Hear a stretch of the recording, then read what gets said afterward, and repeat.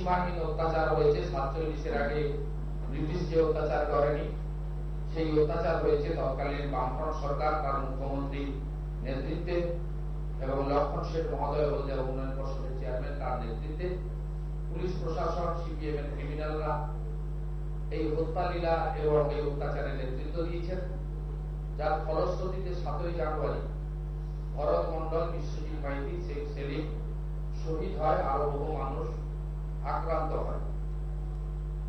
আপনারা জানেন এর পরেই আমাদের সামনে 14ই মার্চ আসে।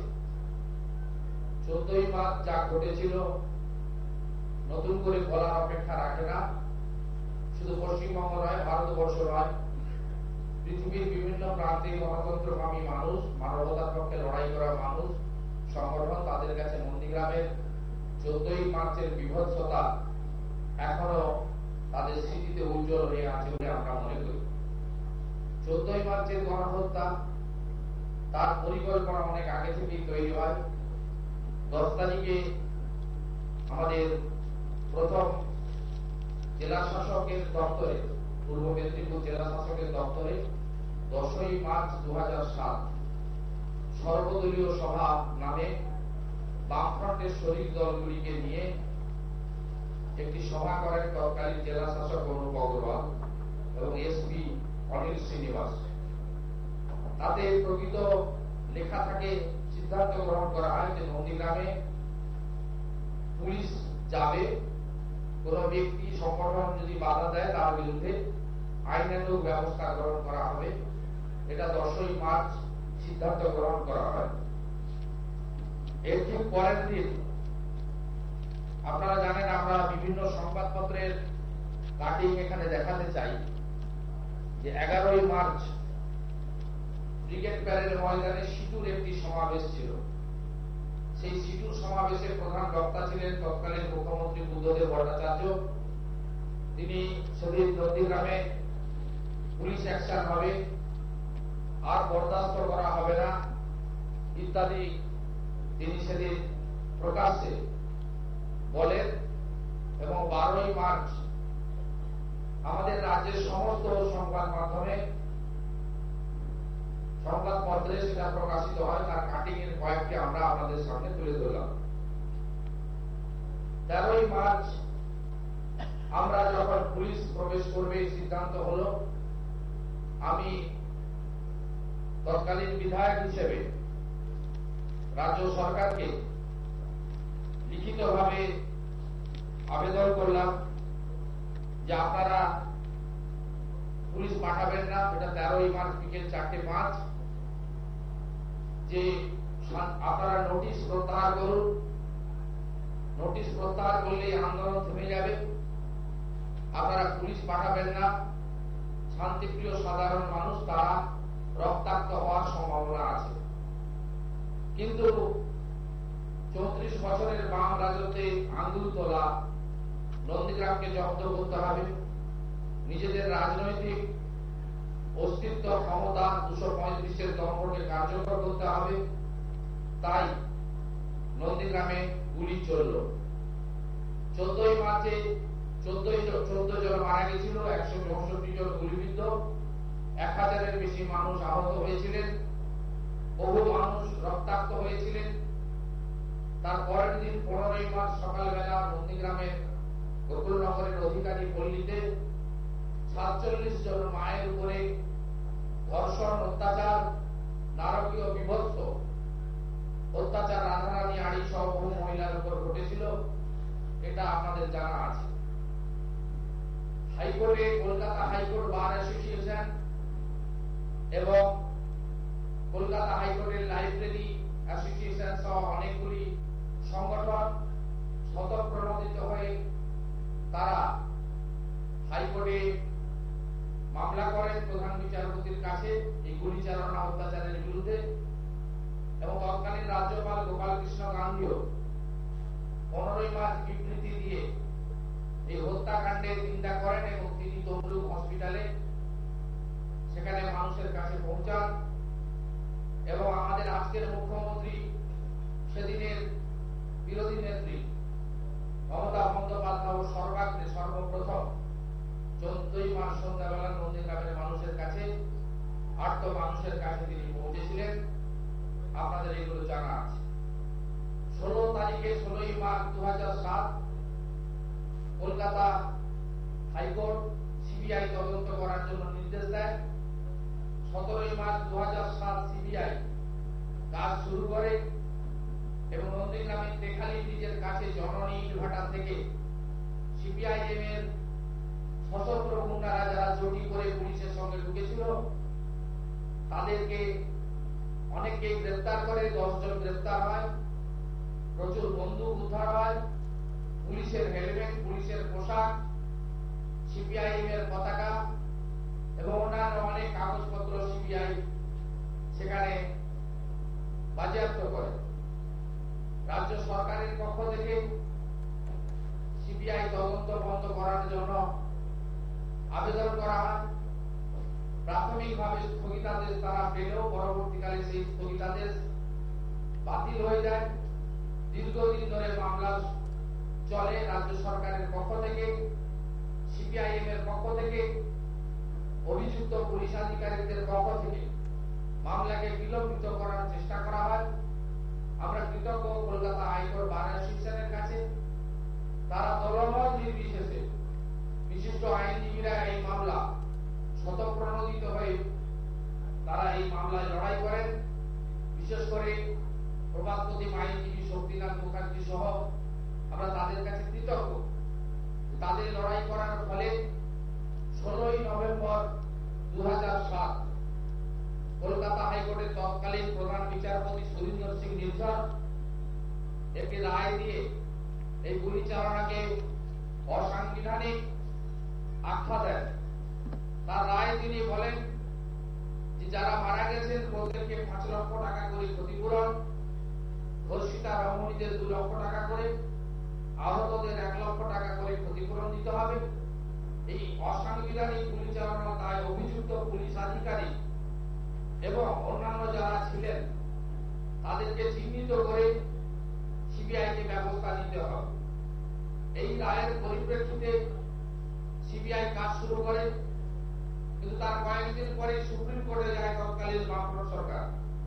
তারা সুপ্রিম কোর্টে গিয়ে হাইকোর্টের রায়কে চ্যালেঞ্জ জানায় এবং সুপ্রিম কোর্ট 14 জন নিহতকে চিহ্নিত করে 5 লক্ষ টাকা দিয়ে দিতে বলেন। আহত ধর্ষিতাদের জন্য তালিকা প্রস্তুত করার জন্য সময় দেন। আর এই গুলি চালানোর সঙ্গে অভিযুক্ত ব্যক্তিদের চিহ্নিত করার ক্ষেত্রে তারা বলেন যে তদন্ত চলবে, কিন্তু চার্জশিট দাখিল করা যাবে না। তৎকালীন পশ্চিমবঙ্গ সরকার, বামফ্রন্ট সরকার, তারা একদিকে মুখে বলতেন যে পুলিশ গুলি চালাবে জানলে আমরা পাঠাতাম না, অন্যদিকে তারা সুপ্রিম কোর্টে নিজেরাও যান এবং সেদিন 14ই মার্চ 2007 যারা গুলি চালানোর দায়িত্বে ছিলেন, বিশেষ করে তৎকালীন আইজি পশ্চিমাঞ্চল অরুণ গুপ্তা, তৎকালীন DIG Medinipur range M Ramesh Babu এবং সত্যজিৎ বন্দ্যোপাধ্যায় সহ, দেবাশিস বড়াল সহ, জি অনিল শ্রীনিবাস সহ, তন্ময় রায়চৌধুরী সহ এক ঝাঁক আইপিএস অফিসার এবং অনেক পুলিশ অফিসার, বাছাই করা পুলিশ অফিসার, তারা এই হত্যা লীলায় সংগঠিত করায় নেতৃত্ব দিয়েছিলেন এবং সেই সম্পর্কিত সমস্ত সিডি তথ্য আমরা সিবিআইয়ের কাছে তুলে দিই। কারণ সিবিআইয়ের কাছে তৎকালীন রাজ্য সরকারের পক্ষ থেকে আমাদের বিরুদ্ধে অভিযোগ দাখিল করা হয়েছিল। আমাদের ফোনকে ট্যাপ করে সেই ফোনের ট্যাপিং রেকর্ড জমা দিয়ে বলা হয়েছিল যে আমরাই মানুষকে প্ররোচিত করেছিলাম। সিবিআই আমাদেরকে জেরা করেছিল, আমাকে জেরা করেছিল হলদিয়া বন্দরের যে গেস্ট হাউস আছে সেখানে ক্যাম্প করে। আন্দোলনের নেতা শেখ সুফিয়ান, সৈয়দ আব্দুল সামাদ সহ আহত পরিবার, নিহত পরিবারের সদস্য, আন্দোলনের বহু নেতাকে তারা জেরা করেছিল। সেখানে আমরা সিডি দিয়ে, তথ্য দিয়ে প্রমাণ করেছিলাম যে এই গণহত্যা একটি চক্রান্ত। শুধুমাত্র যারা ওখানে দাঁড়িয়ে গুলি চালিয়েছিলেন তারা নয়, তৎকালীন স্বরাষ্ট্র সচিব প্রসাদ রঞ্জন রায় সহ মহাকরণে থাকা তৎকালীন স্বরাষ্ট্রমন্ত্রী মুখ্যমন্ত্রী বুদ্ধদেব ভট্টাচার্য পুরো সরকার মহাকরণ থেকে ADG law and order, DGP, home secretary, chief secretary, তারা সবাই এই চক্রান্তের সঙ্গে যুক্ত এবং সে বিষয়ে উপযুক্ত তথ্য এবং 10ই মার্চের জেলা শাসকের রেজুলেশনের কপি, 11ই মার্চের বুদ্ধবাবুর দিকের বক্তব্যের সিডি, 13ই মার্চ আমাদের লেখা আবেদন আমরা সব তুলে দিয়েছিলাম সিবিআইয়ের কাছে। সিবিআই তদন্ত চালিয়েছিল। বিগত বাম সরকার সেই তদন্তে সহযোগিতা করেনি, তারা সুপ্রিম কোর্টে এসএলপি করেছিল। আমাদের বর্তমান সরকার মাননীয় মুখ্যমন্ত্রী মমতা বন্দ্যোপাধ্যায় তিনি বিধানসভা নির্বাচনের আগে প্রচারে নন্দীগ্রামের বকুলনগরের দেখালির মাঠে গেছিলেন। সেখানে তিনি কথা দিয়েছিলেন যে আমরা ক্ষমতায় এলে এই সুপ্রিম কোর্টের মামলা প্রত্যাহার করব। তিনি তার কথা রেখেছেন। তিনি 2011 সালে 1 নভেম্বর রাজ্য সরকারের বর্তমান রাজ্য সরকারের পক্ষ থেকে অ্যাডভোকেট অন রেকর্ড যিনি সুপ্রিম কোর্টে আছেন, তিনি সুপ্রিম কোর্টে আবেদন করেন যে রাজ্য সরকার এই মামলা চালাতে চায় না। 22 ফেব্রুয়ারি 2012 মিস্টার জাস্টিস মিস্টার প্রসাদের এজলাসে সুপ্রিম কোর্টে সেখানে এই পশ্চিমবঙ্গ সরকারের আবেদন সংক্রান্ত শুনানি হয়েছিল। শুনানিতে সিপিআইএম পার্টির পক্ষ থেকে রাজ্য সম্পাদক বিমান বসুর পক্ষ থেকে লয়াররা ছিলেন এবং সম্ভাব্য অভিযুক্ত পুলিশ আধিকারিক যাদেরকে সুপ্রিম কোর্টে মামলা লড়ার জন্য তৎকালীন বাম সরকার অনুমতি দিয়েছিল তারাও লয়ার দাঁড় করিয়েছিলেন এবং তারা বলেছিলেন যে আমরা সরকারের নির্দেশে গুলি চালিয়েছি, সরকার পরিবর্তন হতে পারে কিন্তু আমরা সরকারি কর্মচারী হিসেবে গুলি চালিয়েছি, তাই মামলা যেন প্রত্যাহার না করা হয়।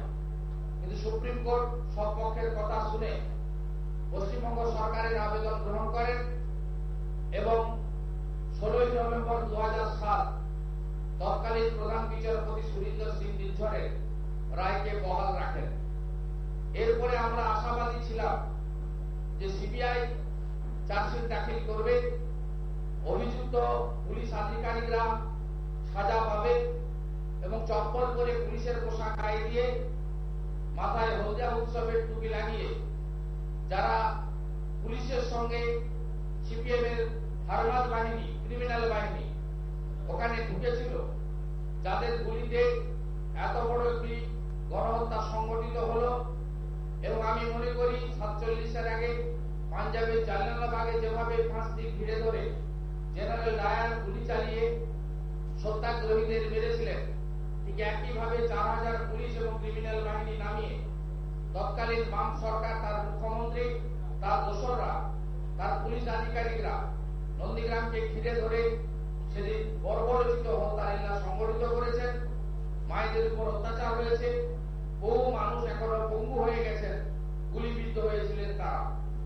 আমরা আশা করেছিলাম সিবিআই ব্যবস্থা নেবে, সিবিআই কোনো ব্যবস্থা নেয়নি।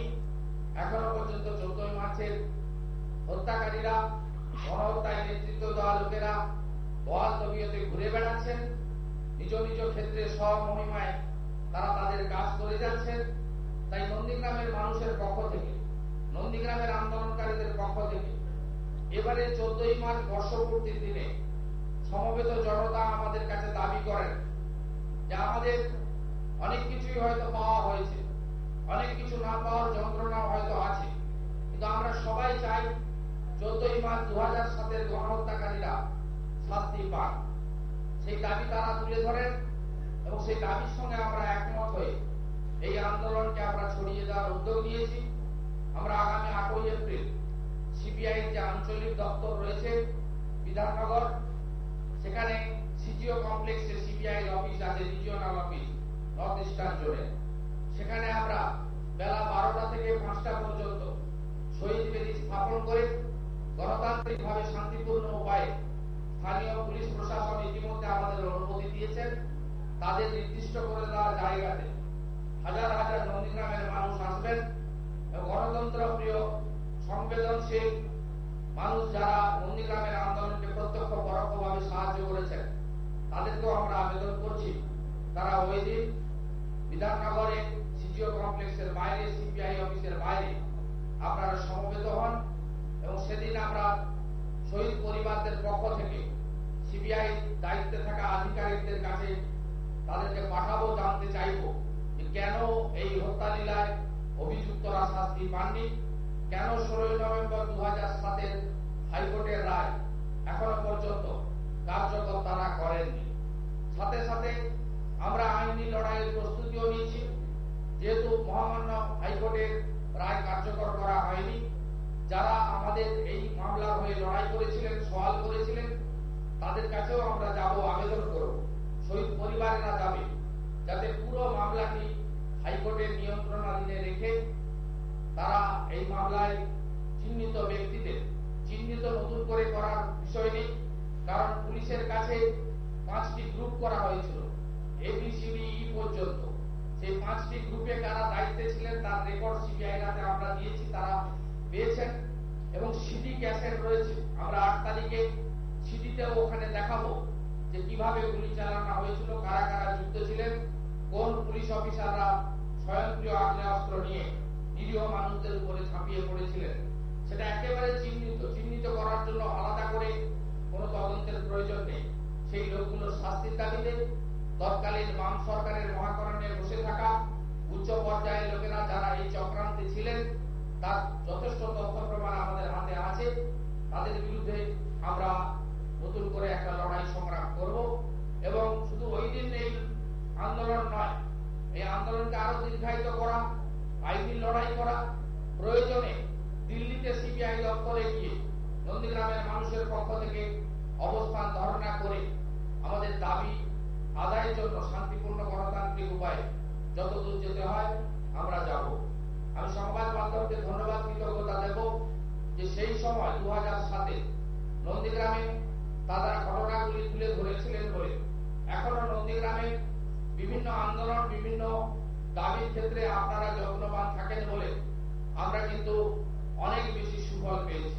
তাই সংবাদ মাধ্যমের এই ভূমিকাকে আমরা কৃতজ্ঞতা চিত্তে স্মরণ করছি, শ্রদ্ধা জানাচ্ছি যে তারা নন্দীগ্রামের আর্ত মানুষের পাশে দলমত, বর্ণ, ধর্ম সকলের ঊর্ধ্বে উঠে যেভাবে পাশে দাঁড়িয়েছিলেন, আগামী দিনেও তাদের সাহায্য পাবো আমরা 14 মার্চের দুষ্কৃতকারীদের শাস্তি দেওয়ার ক্ষেত্রে। এটাই আমার কথা। আমি মানব বাবুকে 2 মিনিট বলতে বলবো, তারপরে যদি আপনাদের কোনো প্রশ্ন থাকে।